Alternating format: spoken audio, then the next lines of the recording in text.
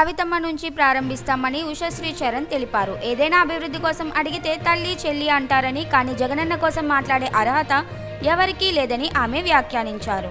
ఎందుకంటే సొంత తల్లి ఆ వ్యక్తిపై కేసు పెట్టిన నేపథ్యంలో ఎలాంటి అర్హత ఇవ్వలేరని ఉషశ్రీ చరణ్ పేర్కొన్నారు. మాట్లాడే స్థాయి అసలు సవితది కాదు. కడప ఇన్ఛార్జ్ మినిస్టర్ గా నువ్వు ఉన్నావేమో సవిత.